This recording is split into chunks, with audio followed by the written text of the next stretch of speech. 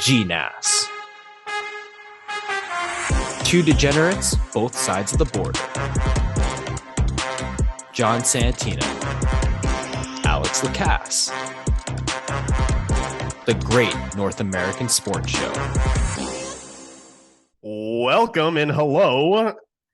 This is another edition of the Great North American Sports Show, coming to you live from the heart of the Shire's Seacoast. I'm one of your hosts, Alex Lacasse, joined as always by my roommate and amigo north of the border.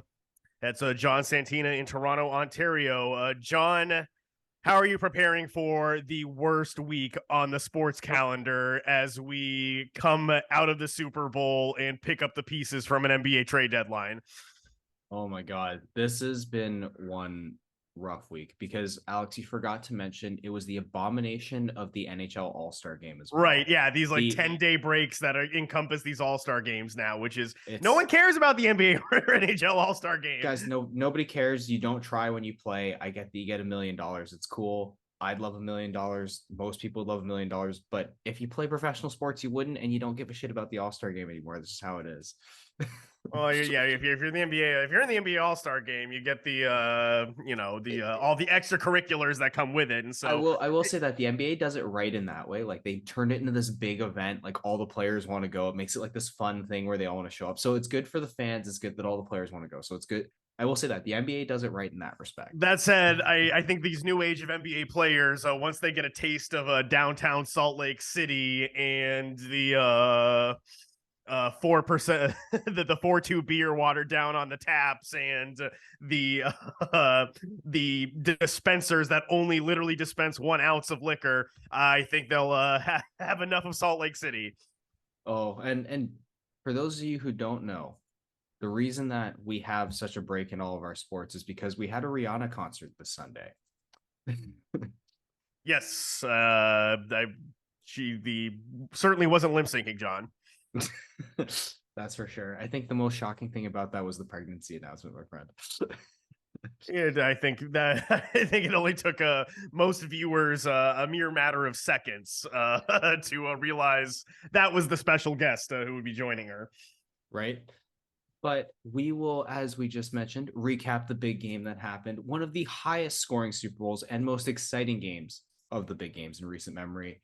It was, like I said, exciting, had an MVP candidate on both sides. And of course, like all good games, it ended in controversy. We'll let you know our thoughts. And then, of course, we'll look ahead to an NFL offseason shrouded in doubt because, Alex, we have, of course, everyone's favorite, another QB carousel. They just keep coming, John. Dude, these guys are basically AAU bitches. And then, of course, like we mentioned, we will close out the show with another shocking NBA trade deadline where your boy called it at the beginning of the year. That's right, everyone. The Brooklyn Nets are tanking. All right, Alex, let's jump right into it.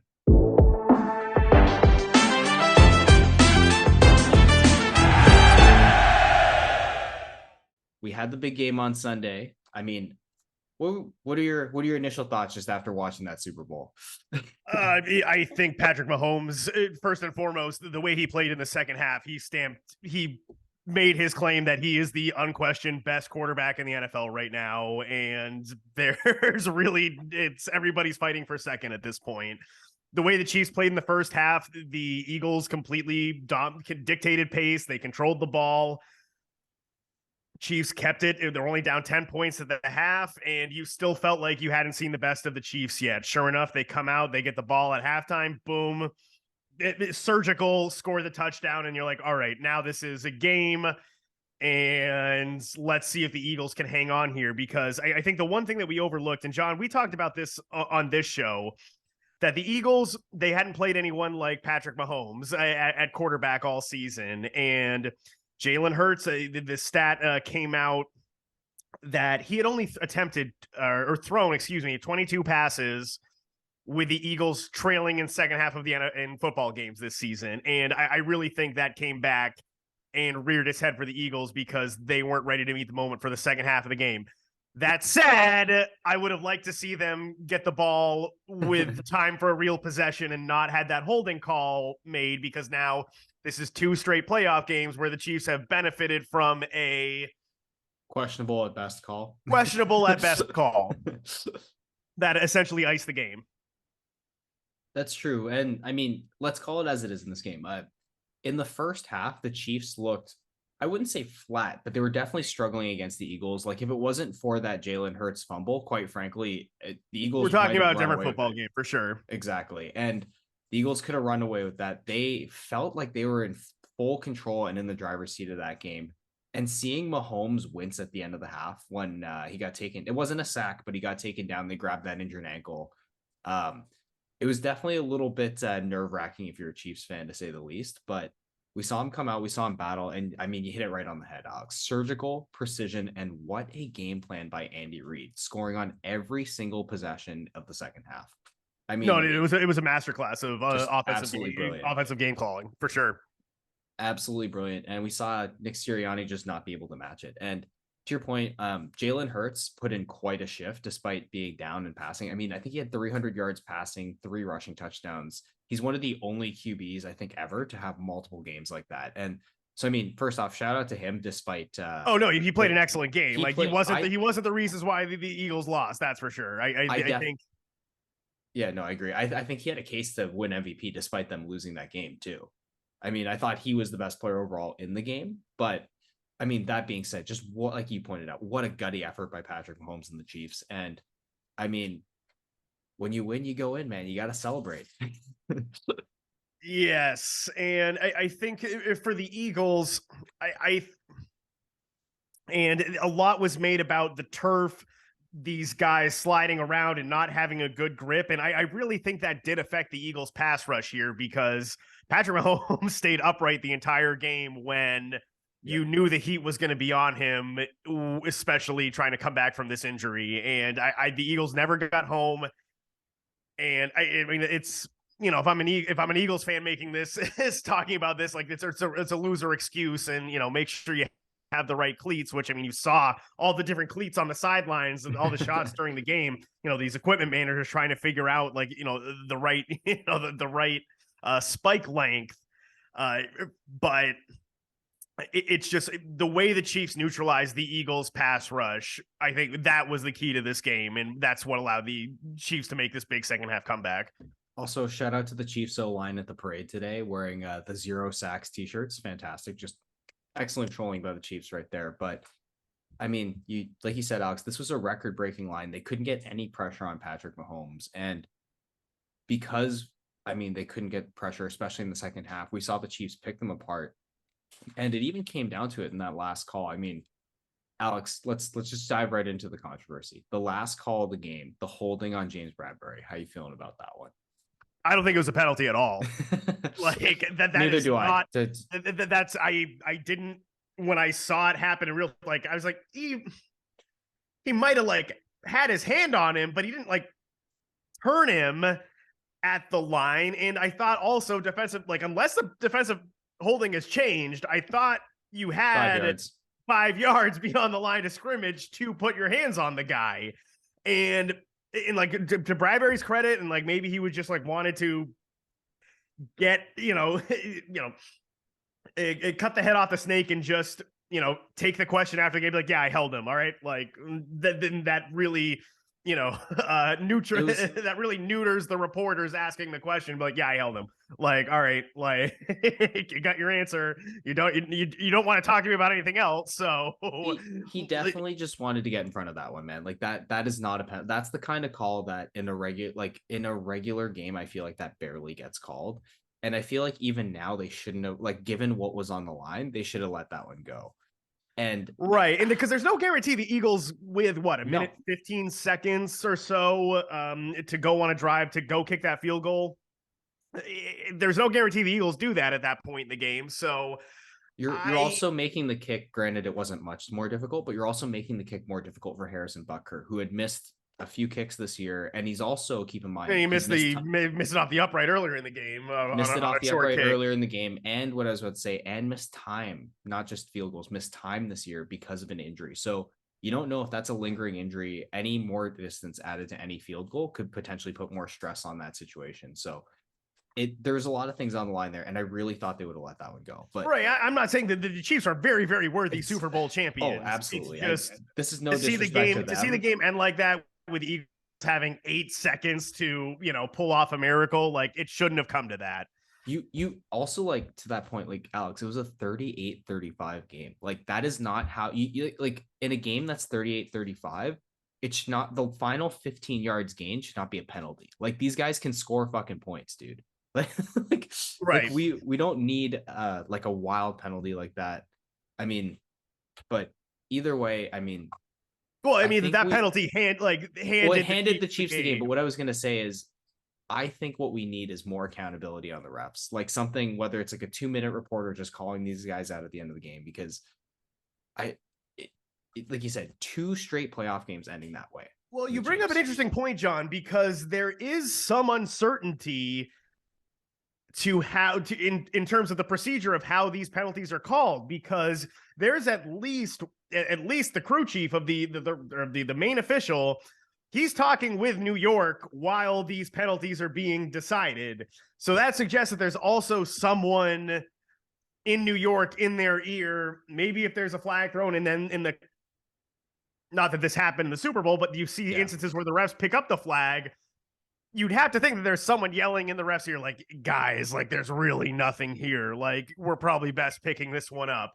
And that doesn't also, like, oh, sorry, Alex, but I was gonna say, we've also seen it before in other sports. Like, dude, they have a replay set on the sideline. Like, what?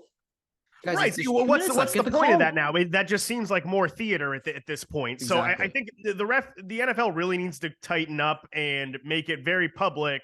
This is how the refs decide calls on the field, and this is the procedure when they're talking to New York. Because it opens up a whole, like, now that gambling is becoming more and more online, it just opens itself up to more questions. And you saw in a Boston talk show mentioned this, and I thought they raised a really good point. During the broadcast, when that penalty was called, Mike Pereira, the rules analyst in the booth, was talking broadcast technical stuff, but so they have the ability to talk with the producer, talk down the line to the broadcasters without it going out over the air, where they, you hold a button.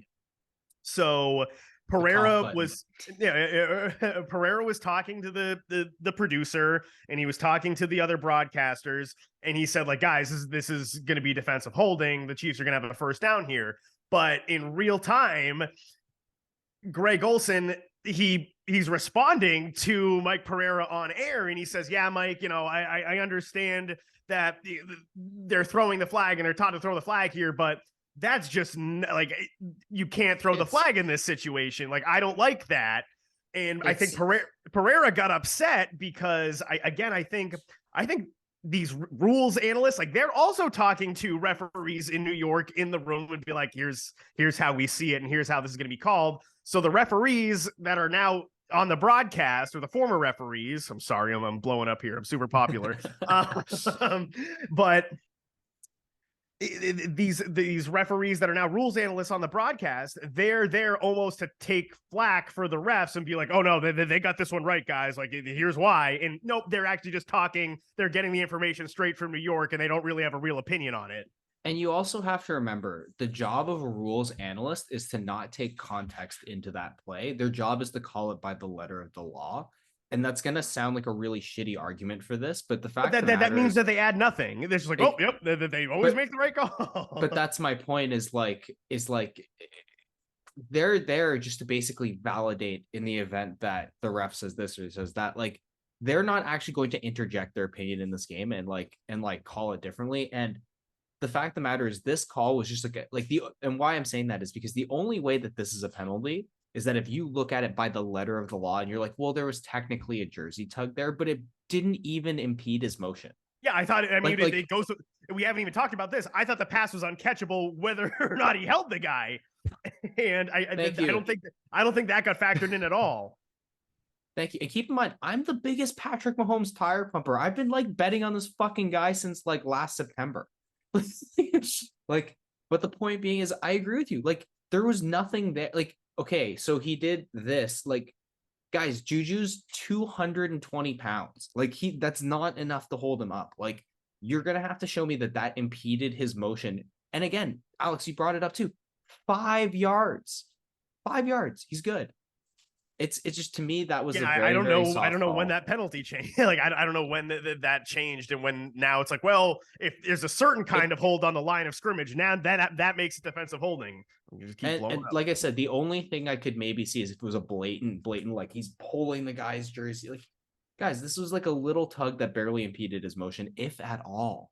If at all. Right. Yeah. I don't think. I mean, Patrick Mahomes saw it, and like you immediately pointed out, but it didn't. I don't think anybody else, other Alex, than I guess Mike Pereira. Alex, come on. If you're on the Chiefs, come on. You're throwing your arms up, you're flailing, you're doing all that stuff. You're on the Chiefs. If you're on the Eagles, I expect you to do the opposite. Right. So Patrick Mahomes is just playing his part, man. Yeah, I just watching it live, I was like, I'm like, where the hell's the penalty? Was someone offside? Like, so yeah, I didn't. Yeah, that was a very, very weak call, which, you know, otherwise kind of tainted a very, very good Super Bowl. And, you know, we say it all the time, like the competitive Super Bowls, like this is the golden age of them. Yeah, that wasn't always the case. So enjoy them for what they are. And we're going to take a quick break here on GNASS. And when John and I come back, we're going to spin the QB carousel going into the 2023 offseason.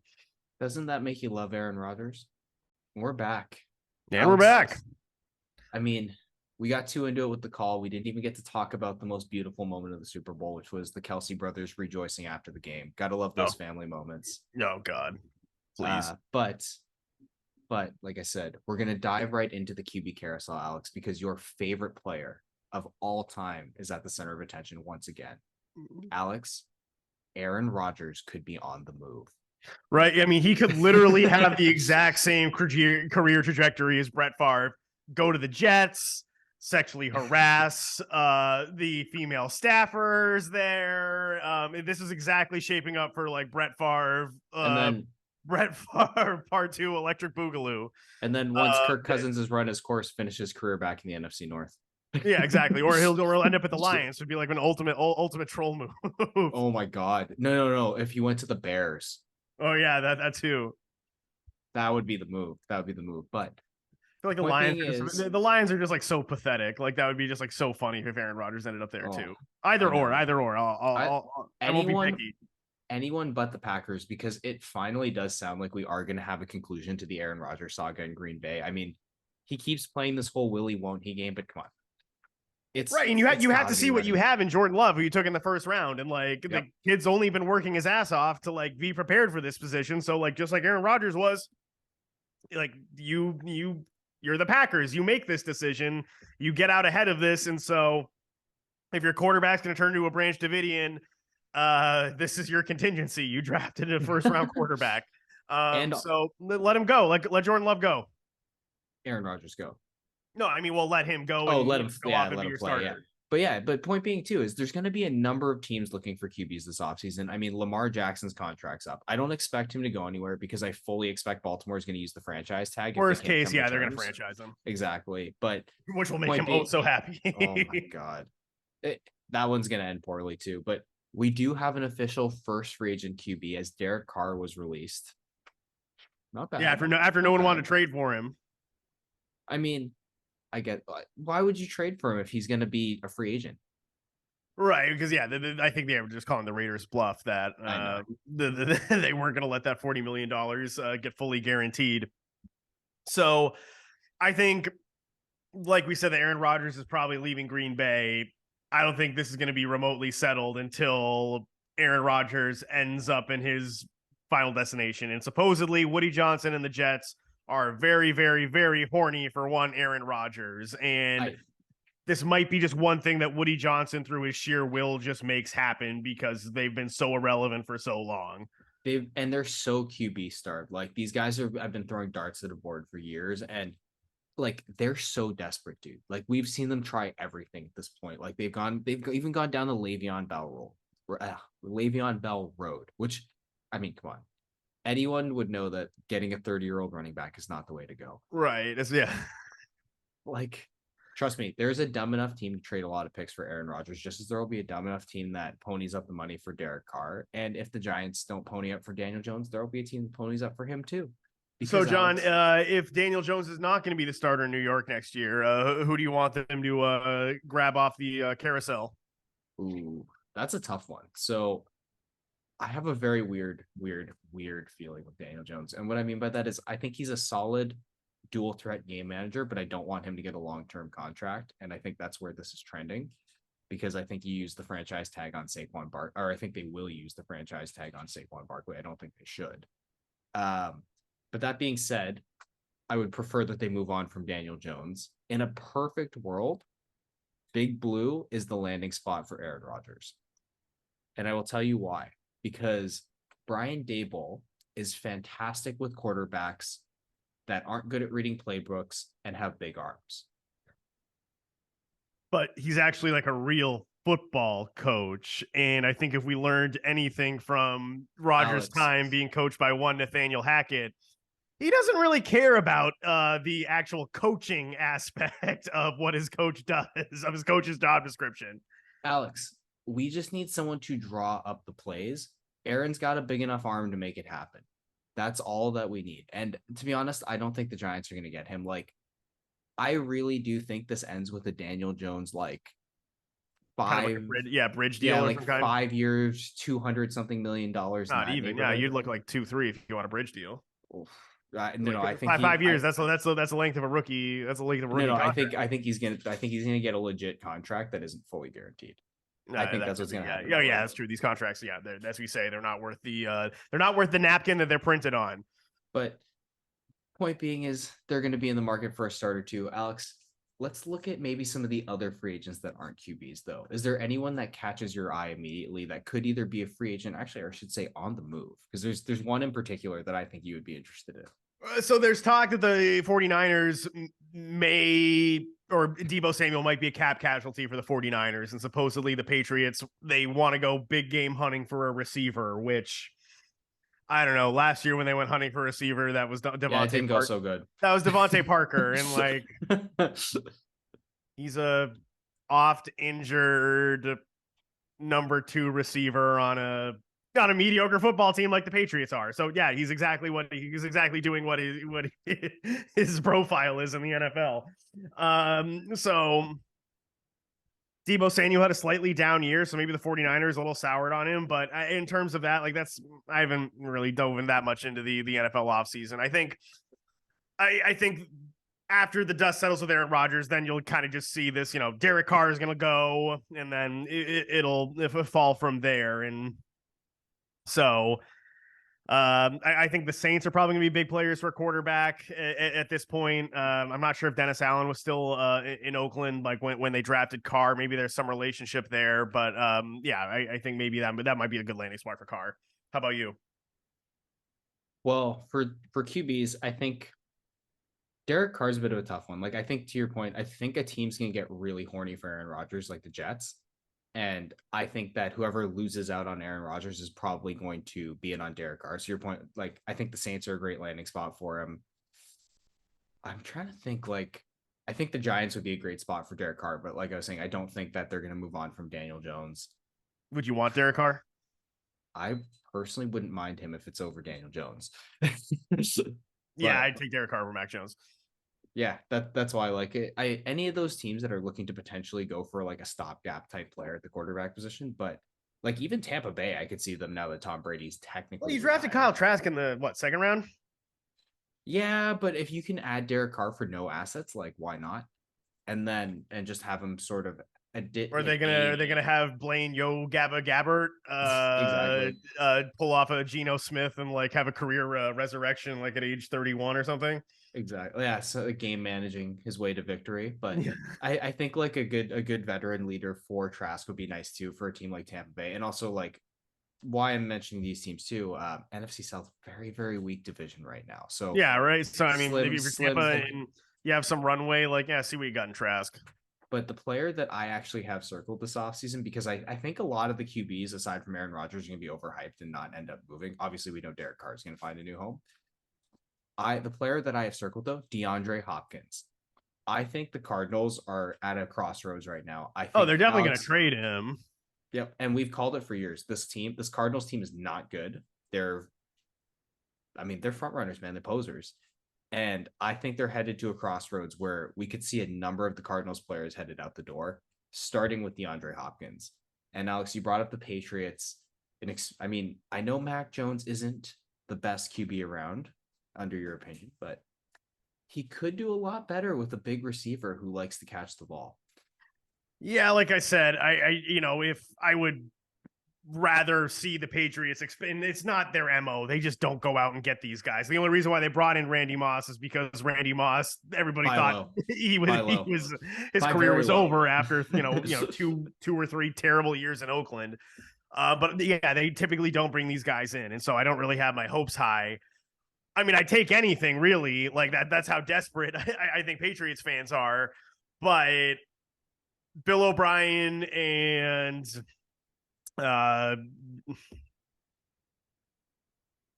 Billy O'Stooge? No, Bill O'Brien, the new offensive coordinator, and Hopkins. Jesus, I had a total brain cramp. I couldn't remember Hopkins' name. They butted heads a ton in Houston. Oh, yeah. They do not have a good relationship. Bill O'Brien was there. Yeah, and so that's what made Deshaun Watson pissed at O'Brien, because he traded Hopkins to bring in David Johnson, a running back. And we know what Deshaun Watson's problem is. So I mean, but this was before this was before we knew that. We just thought he was a really, really good quarterback. Freaking pervert. But yeah, so I don't see the Patriots making a move for Hopkins, and I think he's a little bit more long in the tooth than a guy like Samuel is. Like, I would, if the Patriots had to pay like, a couple second round picks or whatever, bring in Samuel, like, yeah, do that. But I don't want them trading a lot for Hopkins. I think Hopkins could potentially be a buy low candidate, but the only reason I bring up the Patriots is because he is seems like a slightly more explosive AJ Green. Exactly. And the like, and AJ Green was a dog. That guy was soft as a snuggie. But yeah, the only reason I bring him up is because, like I said, I do suspect he'll be a buy low candidate. Like, another one that I think will be a surprising buy low candidate. Otherwise, they would actually be one of my other landing spots for DeAndre Hopkins is Jalen Ramsey. I actually have a weird feeling he might be on the market too. Right. Yeah. The Rams might go into a rebuild, and then. Yeah, the Rams not looking too hot. No. Yeah, they made it work 1 year. You never know. Matt Stafford's arm comes back. I mean, does have a good history for 36-year-olds with elbow surgery, right? Yes, of course. Surgery. Yeah. That's always how that works. Well, Alex, but from one potential carousel of players to another, we had an explosive NBA trade deadline, so to speak. Yes, we are picking up the pieces of a just Woj bombs after Woj bombs, and they're throwing a couple from Shams here and there. But yeah, the Nets are. There was a short and strange trip for the Nets with the Kyrie Irving and Kevin Durant experiment, but they're back to being a NBA afterthought in the Barclays Center. Back to being the Nets, and back to scheduled programming. And it felt like, honestly, in a span of like maybe 3 days, they went from like 18 of 20 to losing their best two players. Yeah, Kevin Durant getting hurt in the middle when you were ripping off that 18 of 20 18 wins in 20 game stretch. And that really seemed like it just collapsed from there. I know. And I mean, it started with some cracks at the base with Kyrie rejecting that contract extension. I know we talked about it on the last show. And then obviously things escalated from there. Moving on to the Kevin Durant trade, which that is one of the biggest in-season trades we've seen in a long time. And Alex, I think the biggest shocker is what the Suns gave up. I mean, they gave up Mikal Bridges, sure, but they managed to keep DeAndre Ayton. They give up a ton of picks, but they get Kevin Durant on an intact roster with Chris Paul and Devin Booker and DeAndre Ayton. Like, right, it begs the question, because Stephen A. Smith again, threw out Jaylen Brown's name with the Celtics, that the Celtics were making calls and offering Jaylen Brown. But we were saying at the beginning of the season when Kevin Durant asked for a trade, that the Suns could be players here, but they're going to have to wait until, that deadline passes where players that just signed an extension are now, eligible to be traded, so they can put together the best package. And then at some point, the Nets never demanded Ayton, it looks like, based on this return with Mikal Bridges, Cam Johnson, who's been hurt, and then a boatload of first round picks. Maybe I'm not sure. I'm on NBA.com. It doesn't say what these protections are. So maybe these are all unprotected that they got from Phoenix. And so maybe they're they were unprotected. And maybe they were haggling over protections and that early in the season. That's why a deal didn't get done. But it is strange that it seems like the Suns didn't have to. I mean, 4 first-round picks is nothing to shake a stick at. By 2028, when they have to swap picks, what is this? What does the Phoenix Suns look like? I don't think the Nets are going to be built into anything by then. So maybe their pick's still worse. But I just think that it seemed like the Nets could have gotten more out of the Suns, made in the form of DeAndre Ayton, as well as probably those 2 players. I agree, and you kind of alluded to it. The one word that this trade really, it kept ringing through my head is underwhelming. We heard so much this offseason about how if Kevin Durant's on the market, let's say the Raptors are in, it's going to be Scotty Barnes. Oh, if it's the Celtics, it has to be Jaylen Brown, maybe even Jason Tatum. We don't. Guys, Mikal Bridges, come on. Yeah, to your point, that's a lot of draft picks, a lot of draft capital. I think 4 picks and 3 pick swaps. But guys, Brooklyn settled for way less than everyone thought. And I think we can just, they showed their cards early. Again, Durant put them in a no-win situation. Is it like it completely I think sapped their leverage? Exactly. And then Kyrie getting traded made it even worse.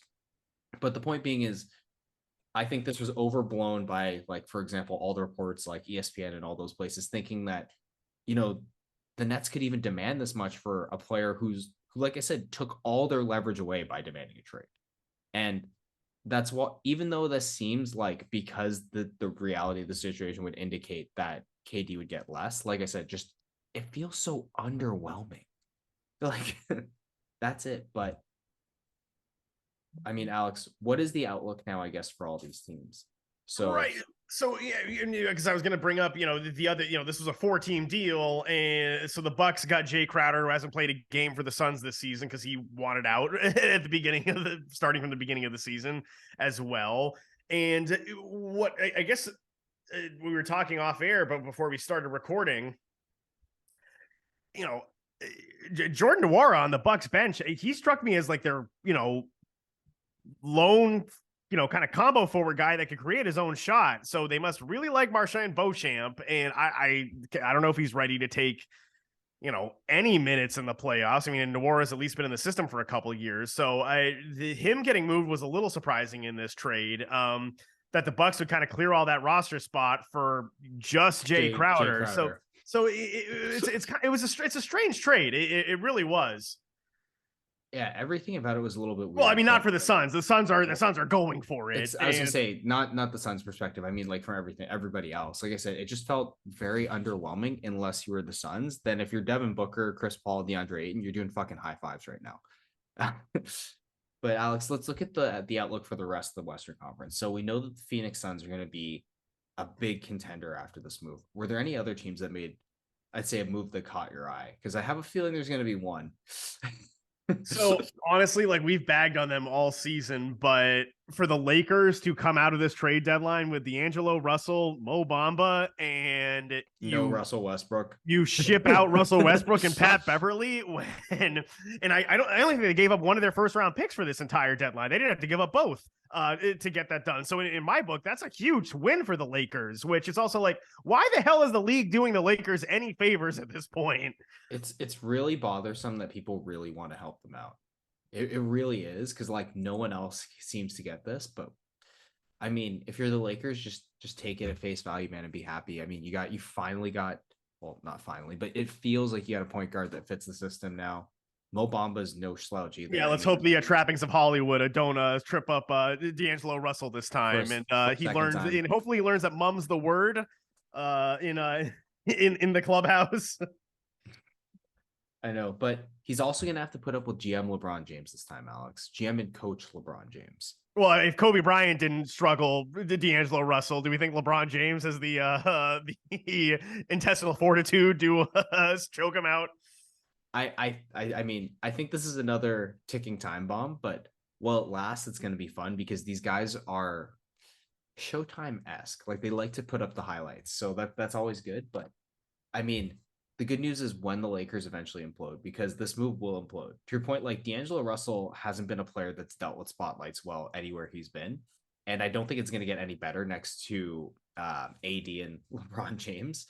But when this blows up, man, this is going to be fun to watch because the Lakers need to win. And that's why they kept making these moves. They're not as close as people think. So the Lakers are 2 games out of the loss column currently, if the season ended today, of the LeBron James Invitational Play-In Tournament.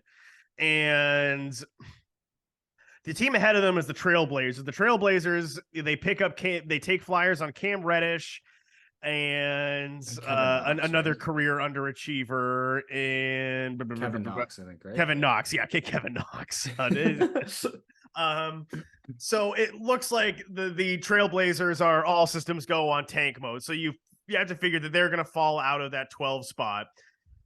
See, but you say that, but they still fucking have Dame Lillard on their roster. And this is one of the most, like, infuriating things in the NBA because, like, if they're going to tank, just get rid of him. If Anthony Davis, LeBron James, and D'Angelo Russell can't finish above the Trailblazers with Dame Lillard and a bunch of scrubs, then LeBron James might as well just retire because yikes. Alex, I think you got to be prepared for that potential eventuality because the Lakers are, I mean, if it's not load management, they're going to fucking drama themselves out of this race. Just watch it, man. They haven't been able to get it together all year. And it's primarily due to the personalities in that locker room. And I don't think they're going to get it together now. I mean, I think getting Russell Westbrook out, that could have been a big addition. That will definitely help. But I just get the feeling that I think they're going to, like, even if they make the play-in game, I get the feeling that they're going to fall in short and then lose that play-in tournament. So it's a tough road, but to your point, the good news is the only stumbling block ahead of them is the Portland Trailblazers, arguably a bigger dumpster fire than them. Just from you watch it. Damian Lillard's gonna, choke on a booger and be out the rest of the season, and the Blazers are gonna sneak into that lottery. You heard it here first. Here's the thing. That's what they should be doing, but I don't think they're smart enough to. You can always make up an injury. Alex, anyone can make up an injury. These guys are professional athletes. They're hurt all the time. I just don't think Portland's that smart. No, I really don't think Portland's that. I think you're giving them too much credit. If they fall out of it, granted, they're nowhere near as bad as the Spurs and Rockets, who are in it to win it. The Victor Wembanyama sweepstakes, that is. Shout out the Rockets for reacquiring John Wall. Yes, another hilarious moment from the trade deadline. But let's look at the defending NBA champion, John. The Golden State Warriors are right now, they are the 9th seed and would have home court in the LeBron James Invitational Play-In Tournament. They make I guess, in my mind, a puzzling move by completely just giving up on James Wiseman and taking back Gary Payton II, who might not even play this season, just to save money on their luxury tax bill when their owner has gone on the record and says, like, F the tax, like, I'll just pay it. It's a tough look for that team, especially given the fact that the 1 year that they kind of load managed and tanked, like, this was kind of their prize for it, like James Wiseman. And yeah, it's a tough look. It feels very, very, like, this is another one of those, like, underwhelming moves where you kind of just, like, are left scratching your head. Do we think he's a bust, or do we just think that at some point with the Warriors, push was going to have to come to shove and they were going to have to ship out one of these young pieces but it feels like they got nothing of value in return and completely mismanaged the asset. No, it's exactly that. Like at some point they were going to have to ship out one of these young players, but you can't get nothing in return, especially if this player is a first overall pick. Like that is the biggest problem with the optics of this trade. It's just simply optics and big men take time. exactly. I was gonna say this trade screams like he'll be a double starter in like a year's time with a team that's gonna actually give him minutes and play him. Because the Pistons could be dangerous. You got Kate Cunningham coming back, Wiseman, yeah, Jalen exactly. Duran, and you're gonna get another lottery pick throw into the mix. And another lottery pick. You could be getting Victor Wembanyama, and then Exactly. all these pieces could be in play, and or not Cunningham or whatever. But then you got big men up the wazoo to flip, and watch out. But yeah, it just felt like but to that point, it just felt like a very, to your point, like exactly what you said, mismanagement of assets. And it feels like if you're the Warriors, like another team that should be in this go for it mode, no matter, like as long as Steph, Clay, Draymond are on the roster, you should be in this go for it mode no matter what. And it just felt like this was sort of like a throwaway deal where they didn't get the best out of everything. And I don't know. It's like, and we've seldom said that about the Warriors for this entire run for the last 10 years. Like that was my point. Like it just felt like they've done everything so correctly, and even the one time they tanked, they ended up with all these top picks, and then it's like it felt like they just basically threw them out the window for nothing. And like, yeah, it's optically it's tough. So if you're a Warriors fan, just pray to God that James Wiseman's no good. That's the only way I guess that gets salvaged. How about just minor moves on the fringes, John? How do you think the Raptors did at the trade deadline, bringing in Jakob Poeltl? Holy fuck, the Ninja Poeltl. So Jakob Poeltl, welcome back to Toronto. He's a solid player. He's great. Yes. I personally, he's kind of a dinosaur in the NBA right now. He is.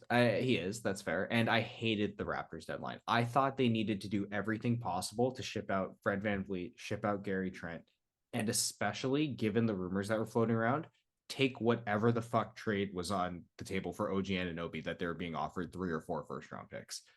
That was the move for them to make, and it was just very disappointing to see them not make it. And that kind of was the theme for me because there were so many underwhelming trades and trades that I was kind of like left scratching my head. It just felt like selling teams were being very dumb, and teams that should be selling were not selling. Teams like the Blazers, teams like the Raptors.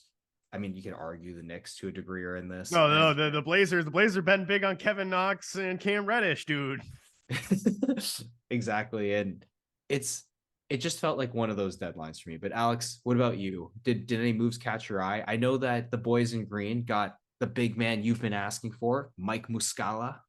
Yeah, kind of like the Malcolm Brogdon move in the offseason, granted not on the same magnitude, but in terms of the player's talent, but you give up next to nothing for a piece that really fits. I mean, Mike Muscala, you can play the 4, or you can play, a smaller ball 5. I mean, he's 6'11", 240.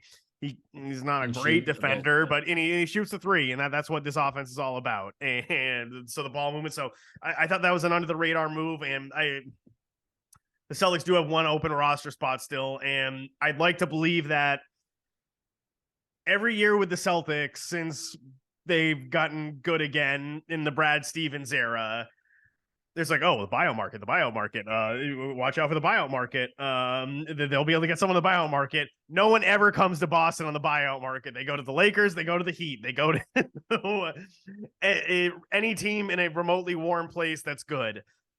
But the Celtics this year, they do have an ace up their sleeve, and that is Danilo Gallinari's injured player exception. Gallinari, I was pumped when they signed Gallinari. I thought he was exactly the piece they need for the bench. Tore his ACL playing for the FIBA qualifiers for his native Italy in August, so he's not going to play this season. They have a $3.5 million injured player exception, and that is a big piece to be able to wave around at a buyout guy, where which is a tool that they haven't had in the past. Danny Green didn't want to come to Boston, okay, because he wants more minutes in Cleveland, fine. But I think there's going to be one 3-and-D-ish wing, maybe like a Will Barton. That's the name that I would keep my eyes on if I'm the Celtics. There's one player for sentimental value that I think should go to Boston just because of all those years, man, just to make it right, which is Kevin Love. I mean, yeah, Kevin Love.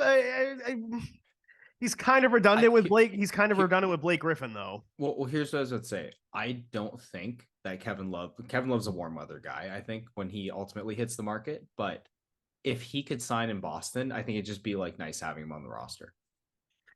Yeah, I don't think. I think him and Blake Griffin are, again, where they're at in their careers. Like, they're kind of sort of redundant in the same player. So I think really the Celtics are looking at a wing player, and I know Will Barnes more of a kind of just like a traditional shooting guard, but someone who can play on the wing just to take a few minutes off Tatum and Brown down the stretch. And I think really other than that, the Celtics are a pretty complete roster. No, they're given that they took Milwaukee with the 4/5 of their starting five down, it took them into overtime. It took a miracle 3-pointer by Sam Hauser to push that to OT. But the Bucks kind of sleptwalked through the game and took the hospital Celtics lightly. And so I really like where the Celtics are at. No, the Celtics top to bottom are one of the deepest teams in the NBA. Not much to add. Like I said, Kevin Love would be more of a sentimental add, not really a rotation piece. Like, to your point, like the role that he would have filled in that offense, they just traded for Mike Muscala. Yep. So he is extraordinarily redundant. And I just think he's an interesting name too, being a guy who has championship pedigree. But I mean, he'll go to someone, and like I think it'll be a good fit. He can make a difference. The other one that I'm looking at, just not for the Celtics, just in general, is Russell Westbrook. I'm really seeing who signs up for that soap opera. I don't even know if anyone will. I don't know. I think the league just might be done with the guy. I think if he's like, we thought that with Carmelo Anthony, though, keep in mind, and Melo even eventually found a way to be a solid bench player. So I think if he Carmelo can shoot. Well, Westbrook can't shoot.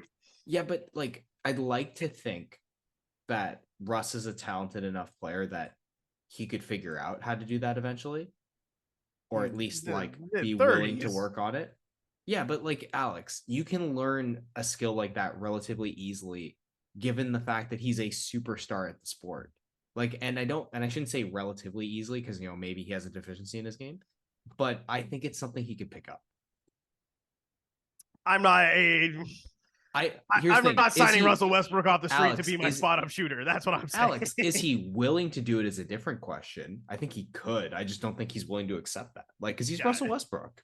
Like, the whole point, that's the whole reason we are where we are. He's kind of like the Cam Newton of the NBA. Like, this guy who's this worse. He's insanely talented guy who just has this insane skill set, unlike we've ever seen before. But it's like he's also got his talent is like his worst attribute. He's also got this like very Cristiano Ronaldo-esque element about him, and Ronaldo like today, where it's like your game does not fit where the sport is going, but he's just like, and he knows it, but he's just totally unwilling to change. Like, he's just like, he's totally unaccepting of like taking a role or doing what he needs to do to stay in the game. And it's honestly, it's hilarious to watch to a degree, but but I do feel bad for him sometimes. Alex, we will take another quick break, and then we will come back with everyone's favorite segment of the show, Degenerates Corner, and some This Week in Social Media. Alex, it is time for This Week in Social Media. So what caught your eye this week on the Twitter sphere, the Instagram, whatever they call it? Yeah. So we're going to the Twitter sphere only because when a user by the name of Patrick Lyons, I don't know if he made this video. If he did, he's a fucking legend. Or if he's retweeting this another video from, maybe this comes from at Chris Crowley actually, but it's Patrick Mahomes. He's talking. Yeah, no. So we started off. They actually do a nice. He's talking on Jimmy Kimmel. Jimmy Kimmel's in the no, never mind. No, he's still in LA. All right, so yeah, he's talking with Jimmy Kimmel, and he mashed it together with a clip of one of my personal favorite American heroes, and that is Kenny Powers. So I hope you enjoyed as much as I did. Yeah, no. So we started off. They actually threw a nice party for us at the hotel. The Chainsmokers came through. DJ Khaled came through. I had the goddamn Spoon Man from the Soundgarden videos coming to my shit. No way. Oh yeah, talking 6 grills burning at all times. Tiki torches, 3 whole Legendary. pigs, fucking shitloads of macaroni and cheeses, baked potatoes, collard greens, a horse, fucking Puerto Rican chicks showing their tits off everywhere. You can't beat that, man. That's every genre of music you need right there. They sound exactly the same. Like, Right? Like, you can't perfectly convince me otherwise. transposed over. Like that is like right on the money too. Like that is so perfect. Oh, that's good. And yeah, Eastbound and Down, maybe one of the best shows in television history, in my humble opinion. So way to go, Chris Crowley. It perfectly encapsulates the life of a major league reliever. Yes. Alex, for my social media shout out, we'll do a quick one. We're just going to the Instagram, like we're saying, whatever you want to call it. A man who goes by Josh Reynolds, not Josh Reynolds, the football player, sent out a quick little tweet. Although it looks like a tweet, but it's actually an Instagram post. Arguably worse than the Eagles' loss. I now have my relationship with my mother-in-law to repair after I regrettably proclaimed and called her a bitch, thinking she changed the channel during the Tubi commercial. Because everyone's favorite part of the Super Bowl is the commercials, of course. Yeah, nothing beat the roast of Mr. Peanut. That was well done. By the way, Canada, get your shit together and start getting some more of these fucking commercials. We're up to like 50% now, but we need like 100%. Like, yeah, that was good with Dave Grohl. It ruins the game experience not having all the commercials. But I digress, Alex, because we were winners and we can talk about it more because it is time for everyone's favorite segment of the show. It's time for Degenerate's Corner. Sometimes she goes, sometimes it does. She didn't go. It's the way she goes. 22 black, 22 black. Ass, son of a bitch. Fucking way she goes, he said. Oh no, why did I bet the company payroll? Oh, Gil's in a lot of trouble. Can the boys beat the number? We'll find out on Degenerate's Corner. It's the way she goes, buddy. Fucking way she goes. That's right, John, and I'll kindly tell you to speak for yourself, but with your win on Super Bowl, because we were both on the Chiefs, but John put it out as his best bet. I wanted to have a little fun. Obviously, the Chiefs won the big game, so he cruises to a win there. Wanted to have a little fun. I said it during the show. This is going to be a first off. That was game, not fucking cruising to a win. Okay, that was definitely a little bit more nail bite. Yeah, exactly. A little bit of a sweat.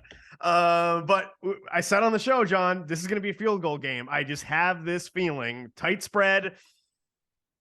And so I said, oh, this game probably going to end in a walk-off field goal. Pretty like 11 seconds short, John. 11 seconds premature. Story of my life, John. Honestly, like I thought they would have given that one to you almost, but such garbage. The Eagles got to run at least like one offensive play, and that but it was so close, and it's just like to have like that close and tight read of a game, like I did with last year's Super Bowl, and then just to like just miss out cashing in. That hurts, but I still feel good that I had it handicapped as such. So I'll take that slight moral victory. Take the victory where you can, man. Which does not count for anything when we play the numbers, unfortunately. John, we're gonna like we said at the top of the show, man. NBA All-Star Week. It's a grind, no basketball, and you got college hoops. Every year I tell myself I'm going to watch more college basketball. I don't, just so I have like a sense to be able to like make somewhat informed decisions when it comes time to fill out that bracket. But so nonetheless, we have a little bit fun when you just go by record and ranking. Everybody knows that. Like, maybe not for me. So NBA games tonight. Hopefully, we're up live before the late NBA game. But we're gonna take the Clippies. Looking at you, YouTube, for that live comment. Yep. We're gonna take the Clippies +1 over the Suns. No Kevin Durant for the Suns. Clippies are at home. Wait, no, I have that right. Double check. Give me 1 second. No, never mind. Clippies are on the road. Got it. I just think, the Suns might be looking ahead to the second half of the season with Kevin Durant in tow. So maybe the Clippies, they're in a tighter spot in the standings. Maybe looking to climb into the 4 seed. They're only down 1 game in the loss column to the Suns, so a chance to pick up some ground on them and flip spots in the old standings. So give me the Clippies +1 tonight. John, where are you going for your best bet? Can't fucking believe I'm about to do this. So since the turn of the new year, the team with the worst form in English Premier League football is Liverpool FC. So I'm going to bet against my team. I'm going to bet on Liverpool to lose to Newcastle this weekend. Newcastle is at home. They haven't lost in the new year. And they're playing, like I said, at home at St. James's Park against the team with the worst form since the new year. So I'm going to take Newcastle on the money line to beat Liverpool.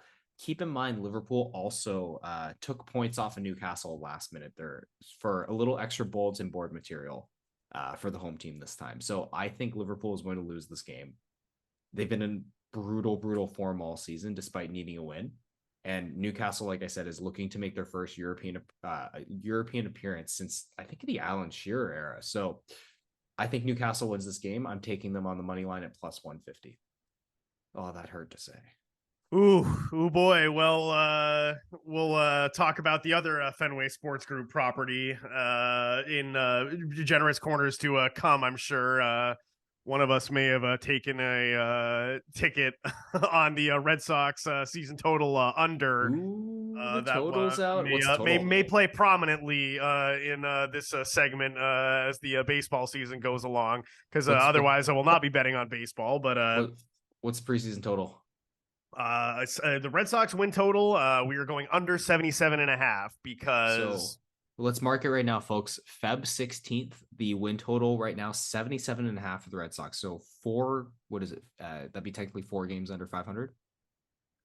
Well, I guess that would be. I need the Red Sox to be 4 games under 500 to cash. Yes.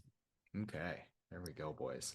And I mean, call me crazy. I just don't think an offense built around, Rafael Devers is like cool and all, but like, you got over the hill Ginger Xander Bogaerts and Justin Turner, oft injured Adam Duvall patrolling center field. Might even be relying on freaking Jaron Duran, who can't catch a fly ball to play meaningful innings in the outfield this year. So, you're looking at a last place baseball team any way you slice it. So Alex, quick question: who's pitching opening day? Do you think? I would think Chris Sale. He's healthy, right? Smash the fucking under. Yeah. So, I think the Red Sox fanboy blogosphere is going to take one on the chin this year, and it might literally kill them to think that the prospect humper in chief is the reason why this baseball team sucks. People might actually spontaneously combust. The one thing that can save you when you're a bad team, Alex, is prospects. So let's see exactly how good he is at his job. Well, no, the best prospects in the system were brought in by Dave Dombrowski. So no, he'll be fine until they're matriculated, and then well, they're already starting to move on, man. Xander's got a new home. I mean, he's keeping Rafa, but you never know who else is going to follow. Well, we have no one else that is up for that big of a payday. Alex, is that your long shot or parlay this week? No, we're on load management. No, the long shot, please. No, the Red Sox, God, they'll be lucky to win 75 games. So no, that's that might be the I feel good about that one. Let's just say that. That's gonna be a best bet, folks. It's fucking NBA All-Star week, so no, we're on load management for our long shot and parlay. You got a footy long shot for our listening and viewing audience, John. I do, because of all the games that we spoke about, the Super Bowl, of course, being the best one, the All-Star games, of course, being the shitty ones. We have a slow week, so we're going to go straight to the English Premier League to do our parlay. We're going to take a Manchester double. So both Manchester teams to win this weekend, City versus Nottingham Forest and United versus Leicester City. Then we look to Goodison Park in Liverpool, not for Liverpool, but for Everton, one of the worst teams in the league. I think in 19th place, they're going to tie Leeds United. Leeds is a team in turmoil right now, sitting in 18th, just fired their head coach recently in awful form. I think this is a draw at Goodison Park as Everton needs points to stay up. Excuse me. I'm going to take Tottenham to beat West Ham at home and Brighton to win versus Fulham. Both Tottenham and Brighton, solid teams, decent form this year. Tottenham, a little bit of a weird spot as they're going to be missing their starting goalkeeper, Hugo Lloris, the French captain. But again, they're a better team than West Ham. West Ham's a team with more turmoil, lots of players demanding out. So I'm going to take Tottenham to beat turmoil, and I'm going to take Brighton to beat Fulham, as Brighton's been one of the, not to pun intended, but Brighton's been one of the bright spots of the season, man. They're fun to watch. They play entertaining football, and they're a low budget team. So that's kind of what's fun about them. They have a lot of guys you probably haven't heard of. But that total English football money line parlay, and I guess one draw, brings us to a total odd of plus 1953, my friend. So I do get a kick out of how the Brits, here on this con, they're like, this team's playing like ass. They're shitty. They're like, nope. These are in good form, poor form. So that is very, very dignified. I do like that. You got to remember, like, if you can apply the soccer adjectives to other sports, man, they sound so good. What a brilliant 3-pointer. But Alex, that just about wraps up today's show. Do you have any thoughts? Anything you want to share with our viewers, our listeners, our watchers, depending on where they get the show? We do have a newsletter for the show. You can find it. It is the GNASS newsletter on alexanderlacasse.substack.com.